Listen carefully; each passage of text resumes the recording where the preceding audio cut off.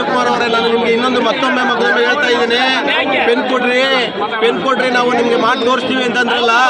ಈ ಕೋಟಿ 180 ಕೋಟಿ 200 ಕೋಟಿ 300 ಕೋಟಿ ಎಲ್ಲ ಹಗರಣಗಳ ಮಾಡ್ತಾ ಇದ್ರಲ್ಲ, ನಿಮಗೆ ನಾಚಿಕೆ ಆಗಬೇಕು.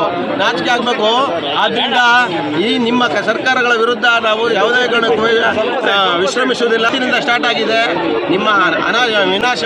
ಆದ್ರಿಂದ ನಿಮಗೆ ಯಾವುದೇ ಕಾರಣಕ್ಕೂ ಒಂದು ಗೌರ್ಮೆಂಟ್ ಬಂದ ತಕ್ಷಣ ಜನಪರ ಕಾಳಜಿ ಉಳ್ಳ ಒಂದು ಗೌರ್ಮೆಂಟ್ ಇರಬೇಕು. ಇಲ್ಲಿ ಬರೀ ನಿಮ್ಮ ಸ್ವಾರ್ಥಕ್ಕೋಸ್ಕರ ದುಡ್ಡು ಮಾಡಿಸ್ಕೋಕ್ಕೋಸ್ಕರ ಏನೋ ಕಮಿಷನ್ಗೋಸ್ಕರ ಮಾಡ್ತೀರಲ್ರಿ. ಯಾಕ್ರಿ ಮಾಡ್ತೀರಾ ಕಮಿಷನ್ಗೋಸ್ಕರ ರೀ? ಜನಪರ ಆಡಳಿತವನ್ನು ಕೊಡ್ರಿ, ಜನಗಳು ನಿಮಗೆ ಶಬಾಸ್ಗಿರಿ ಕೊಡ್ತಾರೆ. ಆದ್ದರಿಂದ ನಿಮ್ಮ ಈ ಕಾಂಗ್ರೆಸ್ ಭ್ರಷ್ಟ ಸರ್ಕಾರದ ವಿರುದ್ಧ, ನೀಚಗೆಟ್ಟ ಸರ್ಕಾರದ ವಿರುದ್ಧ ಇವತ್ತೇನು ರಣಕರ ಇವತ್ತಿನಿಂದ ಮೊಳಗಳಿದೆ ಅದನ್ನು ಮಾಡಿ ತೋರಿಸ್ತೀವಿ ಅಂತ ನಾವು ನಿಮ್ಮ ಹತ್ರ, ನಾನು JDS ಒಬ್ಬ ಸಾಮಾನ್ಯ ಕಾರ್ಯಕರ್ತನಾಗಿ ನಾವು ನಿಮಗೆ ಎಚ್ಚರಿಕೆ ಕೊಡ್ತಾ ಇದ್ದೀವಿ.